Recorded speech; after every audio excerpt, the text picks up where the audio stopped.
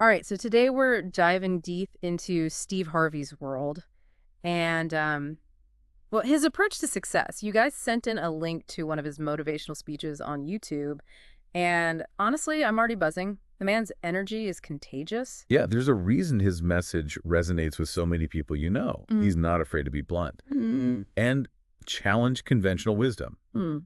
which is refreshing, especially in a world of like these overly polished self-help gurus. Exactly. So let's unpack some of his key ideas and see what sparks something for you. Sounds good to me. Okay, so right off the bat, Steve throws out this metaphor of like having the lid on your life. He's talking about that feeling of being stuck, where you're not excited about the future. You have tons of free time because you're not pursuing anything meaningful, and even your dreams are kind of meh. Yeah, it's like settling for a smaller life than you are. Not necessarily failing, but not thriving either. Totally. Like just Yeah. going through the motions without that spark of passion.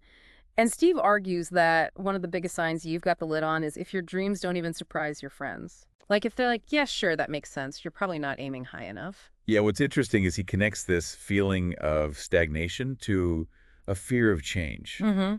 He's a big believer that change is inevitable, Mm-hmm. and we can either be swept away by it or learn to ride the wave. And he walks the walk too. He's always talking about how he has multiple projects going on, books, TV shows, a game show, you name it. It's like he's built in a safety net. So if one thing doesn't work out, he's already got something else lined up. Yeah, you could call it like a preemptive pivot. Yeah. He's not waiting for things to fall apart. He's constantly adapting and evolving, Hmm. which is valuable for anyone, really, Mm. regardless of their career path. Absolutely. Like you think about it, freelancers can diversify their client base. Entrepreneurs can explore new markets. Even those in traditional jobs can develop new skills to stay ahead of the curve. That's a great point. Now, this is where Steve gets a little controversial. He's pretty outspoken about his views on sleep, claiming that you can't be rich if you're sleeping 8 hours a day. Hold on now. I'm not entirely convinced by that 8-hour sleep argument. While maximizing our time is important, what about all those studies linking sleep deprivation to decreased productivity? Maybe it's less about a rigid rule and more about finding the optimal sleep time for you. After all, everyone's different. Some people genuinely need more rest than others. Yeah, that's a good point. It's easy to get caught up in that hustle mentality. And forget that rest and recharge are crucial too. Maybe Steve's statement is more about challenging us to examine how we prioritize our time, rather than like suggesting we all need to be running on fumes. Exactly. It's about being intentional with your time Mm-hmm. and making conscious choices about how we spend our precious 24 hours. So listeners, think about that. Where do you fall on the sleep spectrum? Are you a champion of 8 hours? Or do you thrive on a little less shut-eye? But while Steve might challenge our sleep habits, he's also a huge advocate for the power of dreams. He actually says that dreams are more important than education. And he doesn't just say it, he backs it up with a pretty powerful statement. A man without a dream or vision shall perish. He's suggesting that our dreams are the fuel that keeps us going, the driving force behind our actions. Yeah, like having that North Star, that vision of where you want to be, that pulls you forward even when things get tough.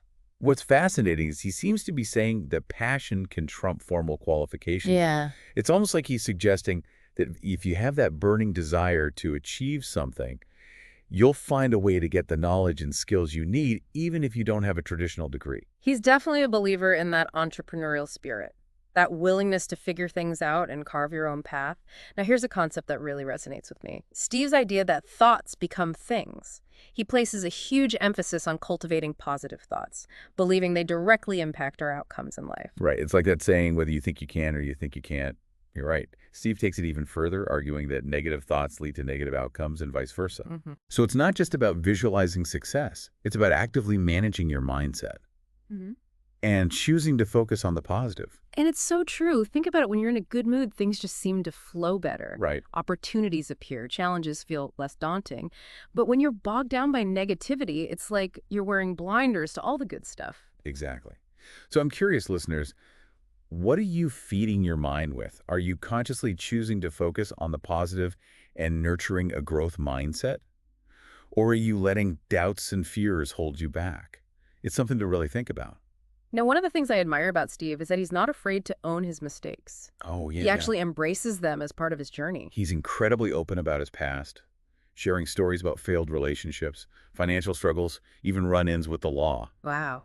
And what's powerful is that he doesn't see these experiences as failures, but as necessary stepping stones on his path to success. He even says I needed to mess up every marriage. I needed to get arrested like I did. I needed to get shot. I needed all this to turn me into who I am today. It's a pretty raw and honest confession. Yeah. It's refreshing to hear someone in the public eye be so candid about their struggles. Right. It makes him more relatable and his message more authentic. Absolutely. And it ties into his belief that everyone has a unique gift, something they do effortlessly and exceptionally well. And here's where he challenges us to think differently. He says it's not about going on some grand quest to find your purpose. It's about paying attention to what you do best with the least amount of effort, what comes naturally to you. What do you consistently get complimented on? That might just be a clue to your unique gift. So it's less about searching externally and more about recognizing what's already within you. And once you identify that gift, what do you do with it? Well, Steve has a pretty bold strategy for turning a simple skill into a thriving business. Yes, the infamous 10x rule. Now, this is where things get interesting. So the 10x rule is all about taking a skill you can get paid $10 for and multiplying it tenfold. Now, before you roll your eyes and think, oh, another get-rich-quick scheme, hear me out. Steve's approach is actually rooted in some pretty solid business principles: repetition, consistency, and scaling.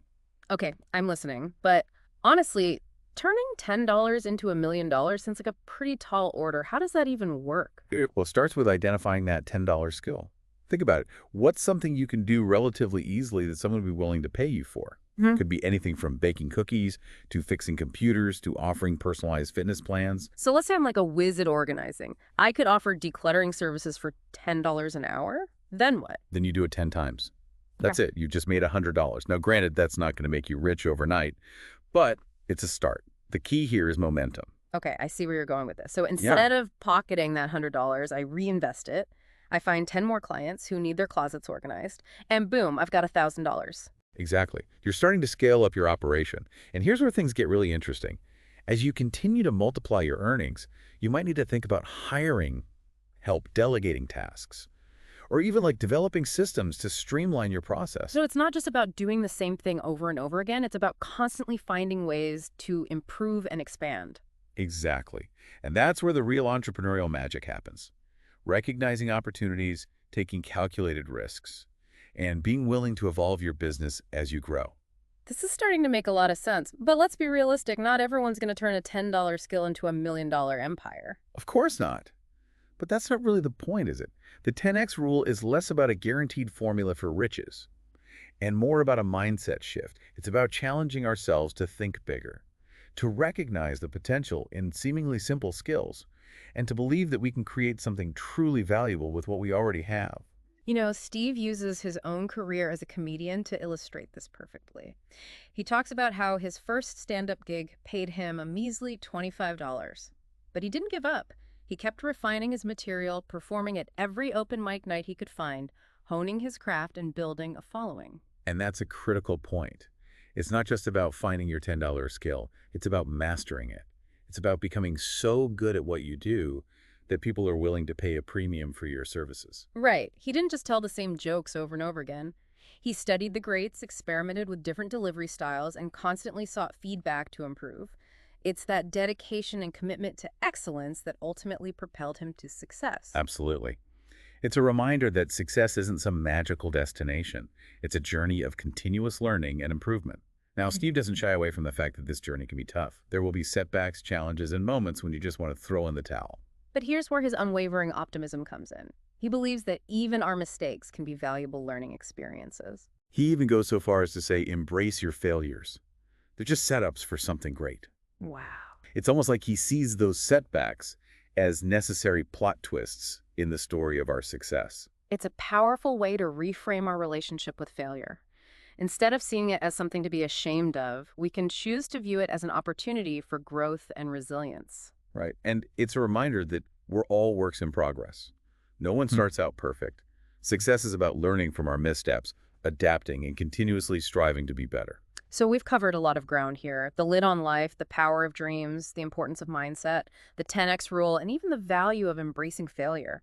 It's a whirlwind tour of Steve Harvey's success philosophy. It really is. And what's striking is how these seemingly disparate ideas all connect to a core message.